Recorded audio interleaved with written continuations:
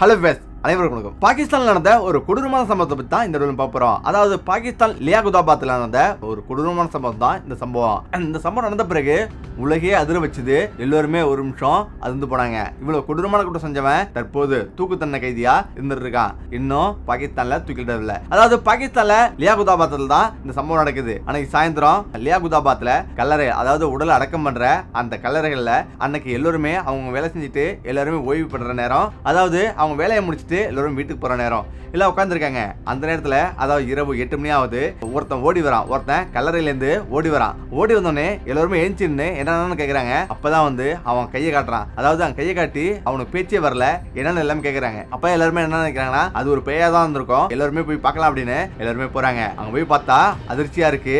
அங்க கல்லறை திறந்திருக்கு. அடுத்த ஒரு 1/2 மணி நேரத்திலேயே அவங்க போலீஸ் வருது. முகமது ரியாஸை கைது பண்ணுது. முகமது ரியாஸ் கான் என்பவன் பாகிஸ்தான்ல உள்ள சர்கோதாவை சேர்ந்தவன். அங்கிருந்து அவன் கராச்சிக்கு வரான். அதாவது வேலை தேடி கராச்சிக்கு வரான். அங்க சில நாள் வேலை தேடி அலையிறான். ஆனாலும் அவனுக்கு வேலை கிடைக்கல. 2011 அக்டோபர்ல நடக்கிறதா இந்த சம்பவம். பஜ்ர் என்பவன் அறிமுகமா வரான். அவன்கிட்ட எனக்கு ஏதாவது வேலை கிடைக்குமா அப்படின்னு அவன் கேட்கிறான். அதுக்கு அவனும் வேலை கிடைக்கும், ஆனா இது கல்லறையில வேலை செய்யறது, கல்லறையில தண்ணீர் தெளிக்கிறதும் அங்க சுத்தம் பண்றதும் வேலை அப்படின்னு சொல்றான். இதை கேட்டு ரியாஸும் சரி அப்படின்னு சொல்றான். இப்ப 2 பேரும் சேர்ந்து வேலை செய்யறாங்க.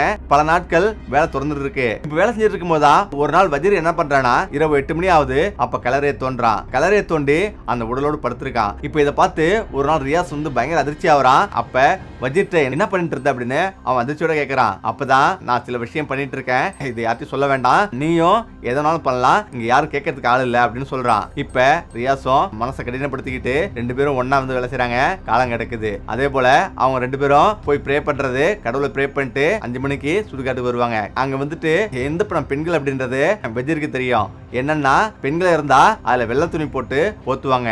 இப்ப அதை பார்த்து வஜீர் புரிஞ்சுக்கிறான். அது மட்டும் இல்லாம அவங்களுக்கு வாயும் வெள்ளை துணியால கட்டிடுவாங்க. இப்படி இது எல்லாமே புரிஞ்சு வச்சுக்கிறான். இப்ப அதனால என்னைக்கெல்லாம் வெள்ளை துணி வருதோ அன்னைக்கெல்லாம் அவங்க சுடுகாட்டுல 8-9 மணி வரையும் வெயிட் பண்ணுவாங்க. இப்ப 2 பேருமே அதே போல வெயிட் பண்ணி 8 மணி ஆச்சுன்னா அந்த சடலத்தை தோண்டி அது கூட இருப்பாங்க. பலாத்காரத்துல ஈடுபடுறாங்க. இப்ப 2 பேரும் இந்த பயங்கரமான வேலையை தொடர்ந்து பண்ணிட்டு இருக்காங்க. சில நாட்கள் இப்படியே ஓடுது. தினந்தோறும் பிணம் வரும்போது இரவாச்சுன்னா அதை தோண்டி இந்த வேலையெல்லாம் பண்ணிட்டு இருக்காங்க. இப்போ ஒரு நாள் திடீர்னு வஜீர் அங்கேருந்து ஓடி வரான். அது என்னன்னு பாத்தீங்கன்னா, அவன் இறங்கி அந்த பாடி கூட, அந்த உடல் கூட படுக்கிறான். திடீர்னு அந்த பாடி கண்ணுல இருந்து ஒளி வருது. இதை பார்த்துட்டு தான் அலறி அடிச்சு தெரிச்சு ஓடி வந்தது. அடுத்த நொடியே போலீஸ் வருது. அதுக்கு என்ன காரணம்னா, சில நாட்களாவே இந்த மாதிரி இந்த சுடுகாடு முழுவதும் ஒரே கம்ப்ளைண்டா இருந்தது, புகாரா இருந்தது. அதாவது பணத்தை புதைச்சிட்டு போன பிறகு அந்த இடத்த கண்ணாபண்ணு தோண்டி வைக்கிறதும், தோண்டி திரும்ப மூடி இருக்கிறதும் தெரிய வருது. இந்த உறவினர்கள் எல்லாமே கம்ப்ளைண்ட் பண்ண ஆரம்பிக்கிறாங்க. இப்படி புகார் செஞ்சோம், ஆனா போலீசார் எந்த ஒரு ஆக்ஷன் எடுக்கல. அதுக்கு முக்கிய காரணம் என்னன்னா,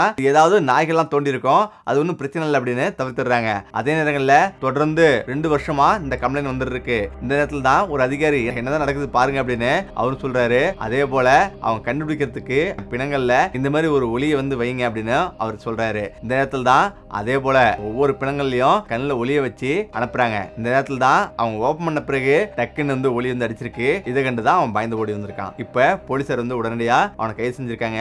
கைது செஞ்சு விசாரணை பண்ணும்போது இந்த அதிர்ச்சியான சம்பவம் எல்லாம் வெளில சொல்றாங்க. அது மட்டும் கிடையாது, உடனடியா அந்த பாகிஸ்தான் முழுவதும் பரவ ஆரம்பிக்குது, உலகம் முழுவதும் பரவ ஆரம்பிக்குது. உடனடியா அவனுங்களை தூக்கிலிடணும்னு சொல்லி போராடுறாங்க.